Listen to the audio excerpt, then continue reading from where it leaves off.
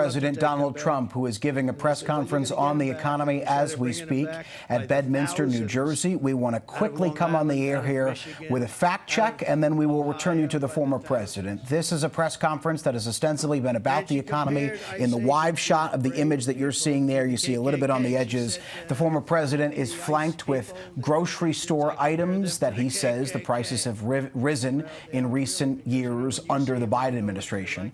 We have seen inflation reach a high under the Biden administration, but obviously cool in recent weeks. We got positive inflation numbers just out yesterday. But in addition to that fact check, we want to come in the air with a few. There are a number of things that the former president said that are not true. We have three fact checks, though, that we want to walk you through. Again, they are not all encompassing, but they are three for you. The first is on mortgage rates. Former President Trump said that when he left office he left office in the pandemic in 2020, mortgage rates were around 2%. That is somewhat accurate. They were about, if I'm looking at my data here, 2.6% when Trump left office. That was somewhat due to COVID. They are now, while they spiked with interest rates being risen by the Federal Reserve in order to combat inflation, they are now at their lowest level in more than a year at 6.49%. Trump claimed that they were higher than 10% now. That is inaccurate. They are at 6.4%. The other thing to walk you through is something he said about Tim Walz. He claimed that Tim Walz, who is now Vice President Kamala Harris's running mate, signed a law in his home state of Minnesota, where he is the governor, that allowed tampons in boys' bathrooms. That is not accurate. He signed a bill that allowed for free tampons in schools. The schools could choose which bathrooms to put them in. One more fact check for you on the border. Former President Trump claims, as he frequently had, that border encounters are up more than 20 million over the Biden administration, and then he claims that he believes that number is more than 20 million. That is not accurate.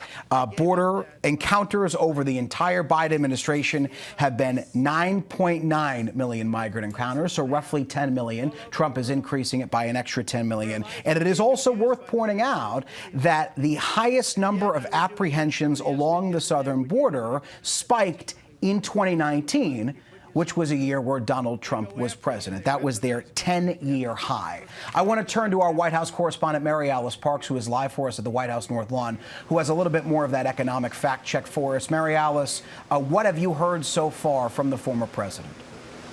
Well, I do think it's important to remember, Jay, that the price of groceries is up. You see the former president there flanked with grocery store items. And it was something, interestingly, that Vice President Harris's team put out today as a part of previewing her own economic plan. She also was talking about the price of groceries. She's going to roll out a plan where she says she wants to go after price gouging and price fixing in sort of grocery store change among sort of meat plant processing sort of companies. But you were exactly right to point out some of the places where he really exaggerated negative parts of the economy or flat out got numbers wrong. You talked about how he said that mortgage rates were over 10%. That's not true. They're just south of 7%. And actually at a year-over-year low, which is interesting. Obviously, a lot of people wondering if the Fed is going to cut rates soon, if that'll help bring mortgage rates down. He also really inflated the average price of gas, which is also really down year-over-year, not up, like he said. Hard to track gas prices, especially as he was leaving office. Of course, that was right after the COVID pandemic, when oil and gas prices were all over the board because of shutdowns and lockdowns. So I think that some of those sort of ways that he talks about gas prices being up are really inflated. I think it's important, like you said, to also zero in on immigration. He said things about Harris's record that are not true. I mean, obviously, we've heard Republicans really criticize her for the Biden administration's sort of larger handling of the border.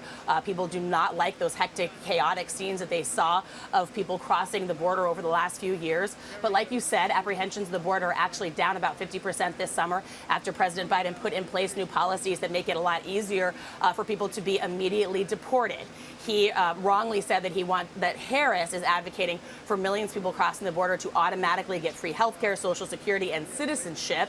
While she has talked about wanting to provide legal pathways for citizenship, and especially some pathways for citizenship for people who have been in this country for extended periods of time, over 10 years. For example, that was one proposal I saw Democrats floating.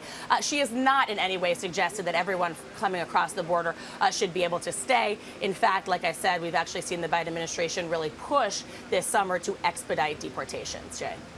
Mary Alice Parks, fact-checking a little bit of that for us from the White House. Thank you. I want to mention that former President Trump began this press conference with saying that Kamala Harris, quote, broke the economy. And then he talked about Kamala's inflation, as he calls it. So I want to go to ABC News investigative reporter Olivia Rubin here, who has a little bit more of a fact-check for us on inflation. Olivia. Yeah, well, I think it's important, Jay, to dig into something that you said at the top, which is how, inflation has been cooling. And it's important to point out that inflation has been cooling for multiple months, not just 1 month, not just 2 months, but for multiple months. But still, the economy and inflation, the Trump campaign is likely betting is going to be one of these biggest issues going into the 2024 election. So what they are trying to do is hammer in on that. And you heard Mary Alice say, grocery prices are still up. Trump is talking about eggs. He's talking about flour. He's talking about bacon, baby food. He is trying to drill in and get into the homes of everyday Americans and tell them that their lives are not better. And critically, what he's trying to do is tie Kamala Harris to the Joe Biden economy, even though, like you said, it has been Joe Biden who has been president for nearly the past 4 years and not Kamala Harris. Olivia, I also want to unpack a little bit of advice that Trump has been getting from some of his fellow Republicans in recent days, including former Speaker Kevin McCarthy, who said to Trump, focus on the issues, not on personal attacks. Don't talk about crowd size. Don't talk about false claims about Vice President Harris's race, but instead focus on the issues here. So far in this press conference, while there have been inaccurate statements by the former president, he looks to be sticking to the stated goal of this press conference, which is to talk about the economy in a way, frankly, he didn't yesterday when he was supposed to give a speech on the economy. Well, we were told to expect a speech on the economy, and that so far, like you said, is what Donald Trump has been doing, and we will see how it continues to go. You heard him say at the top there he is taking plenty of time, so we'll see where else this goes. Of course, he's folding in immigration as he always does. But yes, that is something that advisors have been saying. Look at what Kellyanne Conway said on Fox News the other day, which is more of the same, more policy, less insult. So we will see if Donald Trump sticks to that. Remember, there was this narrative after the assassination attempt on Donald Trump's life that it was going to emerge a campaign of unity, a campaign with a better message, and it did not take long for, that new spin to shed off a little bit. So we will see if he remains, on message here. But like you're saying, he is hitting his opponent mostly, Kamala Harris. He has not been talking as much about Joe Biden, who, of course, has dropped out of the race, and he is sticking to the person that he is going to be facing come the polls in under 3 months. And the Harris campaign has hit him for not having this event in a swing state. They said that his last press conference was a quote-unquote meltdown. They claimed that this one would be similar. And it's worth pointing out he's talking about inflation and kitchen table economic issues from a golf club that reportedly costs $350,000 a year as an initiation fee. I want to turn to Mary Alice Parks very quickly, Mary Alice, because speaking of the Harris campaign, they had that joint appearance with President Biden today where they talked about prescription drug prices, and then she has that much anticipated speech in North Carolina tomorrow where she's going to lay out her economic agenda. What more do we know about that? Yeah, this was a big win for the White House, actually, today to be able to roll out the cost savings that they anticipate the federal government, the savings the federal government will be able to sort of reap back as sort of savings for taxpayers and for seniors who are on Medicare. You remember, as a part of the Inflation Reduction Act, the federal government will, for the first time, be able to negotiate the price of drugs with prescription drugs with sort of with drug companies. And today they announced sort of the new prices of the 10 most costly drugs. Their estimate is that it will save $6 billion in federal taxpayer money. That is no small amount. And Harris really taking a victory lap on that, saying, of course, that it will also help seniors. I imagine that she'll talk even more about this and ways that they think that they are successfully expanding and approving the Affordable Health Care Act as a big part of her economic plan. We also know that her economic plan is going to involve proposals around housing. So it seems like sort of talking about the economy in a big way, housing, health care, how people sort of relate to the economy, wages and benefits. It was interesting listening to former President Trump attack Harris for her past stance when she was running in that crowded primary back in 2019, where she seemed to support Medicare for All proposal that would provide sort of a single payer, universal federal health care plan. He really joining sort of Republicans and hitting her for that. We have seen Harris really back away from that while she's worked for President Biden, who, of course, himself was not in favor of a Medicare for All plan, but instead wanted to work on strengthening the Affordable Care Act. Harris instead has really instead attacked Trump on his insinuation that he would be fine scrapping the Affordable Health Care plan altogether, even though we know record numbers of Americans actually now get their insurance through the Affordable Care Act. Republicans like to refer to it as Obamacare, but actually a record number of Americans get their health insurance through that law. I think all of this just underscores how many policy positions there still are for Harris to flush out, how important those debates are going to be in September. We're seeing these campaigns really in full swing, attacking each other on these policy proposals, and Harris is going to have to answer for some of these attacks that Trump is lobbing. Okay, Mary Alice Parks, to you at home, here is our plan. Former President Trump is supposed to take questions. This is supposed to be a press conference. We will return you to the former president when he begins taking questions. We also want Mary Alice and Olivia Rubin to stand by on fact checks. We will come back to you momentarily. And we want to bring into this conversation former Trump administration official and Republican strategist Tricia McLaughlin. Tricia, thank you for joining us. I want to start with this advice that former President Trump has been getting from some of his Republican allies, including former Speaker Kevin McCarthy, including even Nikki Haley, who's someone their advice he's not often inclined to take, which is focus on the policies, stop focusing on personal attacks. Do you think he's going to stick to that advice?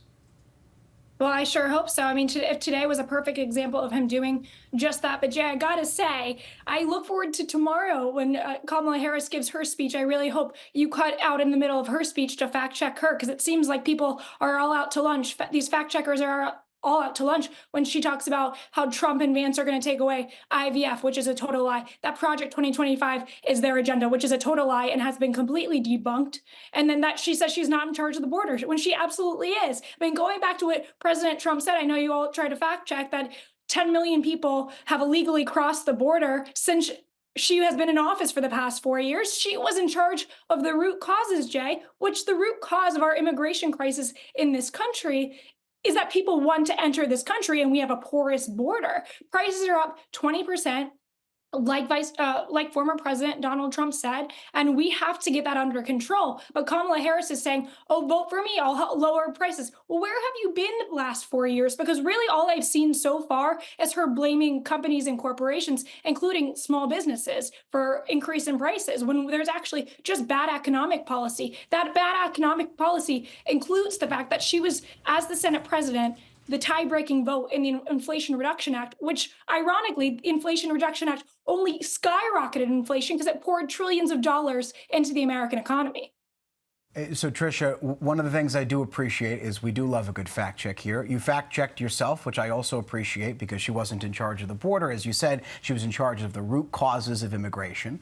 But the other thing I want to ask you is you mentioned something interesting, which is this idea of tying the economic environment to Kamala Harris.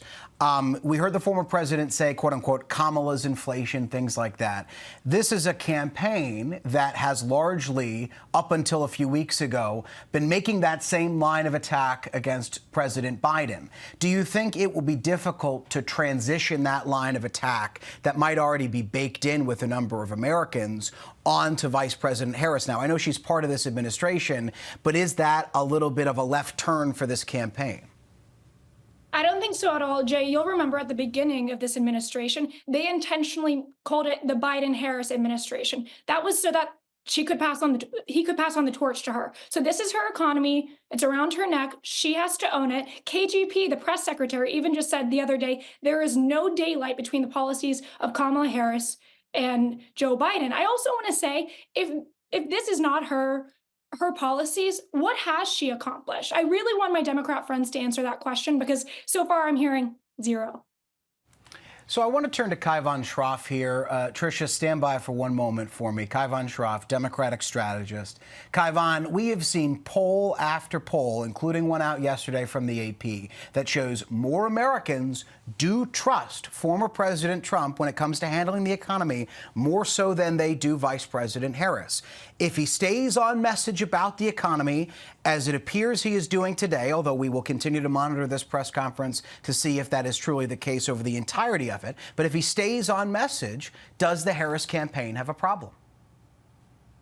I don't think so. As your fact checker just came on to say, inflation has been coming down month over month over month. Why? Because unlike what Tricia claims, good, smart policy like the Inflation Reduction Act works. And I think part of the appeal of the Harris-Walz ticket is just normalcy, policy, not the chaos that Donald Trump brings. And, the idea that he's able to stay on script, he barely has been able to stay on script at this presser. And let's be clear, his campaign is begging for him to stay on script. He can't do it. He wants to run a nasty name-calling campaign. When they asked J.D. Vance, hey, do you think Donald Trump should take Nikki Haley's advice? He basically said, no, Trump beat all those people and he's going to run the nasty, hateful campaign he wants to run. And I think that's what we're all seeing. By the way, the idea that he gets billing for this being a presser or a press conference, it's not, right? It's another deranged rant from Donald Trump, who's campaigning from the basement, quite ironically, because that was really the line of attack. Speaking of, trying to transfer the lines of attack from Biden to Harris, they were saying Biden was campaigning from the basement in 2020. And this year, Donald Trump doesn't want to leave the House. It's very strange.